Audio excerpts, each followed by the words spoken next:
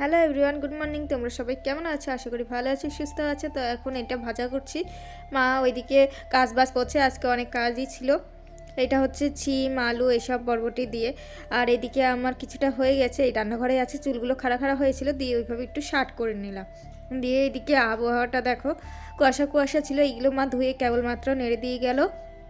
আর ধনেপাতা পাটটা হবে, সেই কারণে আমি ওই পেস্ট করে নেবো। মা এখানে গর্ত করে রেখে গিয়েছে, এই নোংরাগুলো এখানে ফেলা হবে সেই কারণে।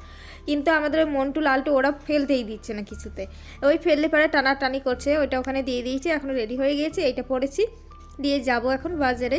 মাও রেডি হয়ে গেছি, তো এসছি মাছও নেবো। মাছ অনেক দিন খাওয়া হয়নি, সেই কারণে ভাবলাম মাছ নিয়ে নিই। তো আজকে তো স্বামী বিবেকানন্দের জন্মদিন, সেই কারণে এটা সমবায় স্কুলের থেকে বের হয়েছে।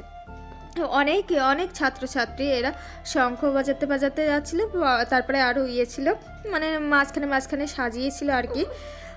সেই অনেকটাই ছিল, আমি আর পুরোটা ভিডিও করে দিয়ে নিই। এই যে কী কী নিয়ে এসেছি দেখো, কাজু কিশমিশ, বিস্কুট, ফুল, কফি, তারপরে আদা রসুন মিষ্টি, তারপরে মাছটা ধুয়ে পরিষ্কার করে, ওই যে চকলেট, তারপরে বড়লিং, টিপ, এসব অনেক কিছু নিয়ে আসা হয়েছিল। তাও আবার কিছুটা ভুলে গেছিলাম, দুপুরবেলা এখন খাবো।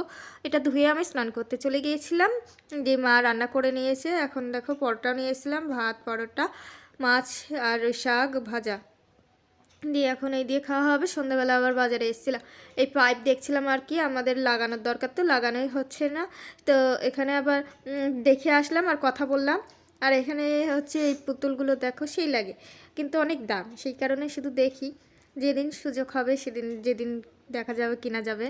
তো এইটা নিয়ে এসেছি, আমার তো খেতে খুবই ভালো লাগে। মা ওইদিকে চা বানাচ্ছে, মাকে বলছিলাম মা আসো আসো, আমার আর হচ্ছে না, আমি টুকটুক করে খাচ্ছি আর মার অপেক্ষা করছি। দিয়ে খাওয়াও প্রায়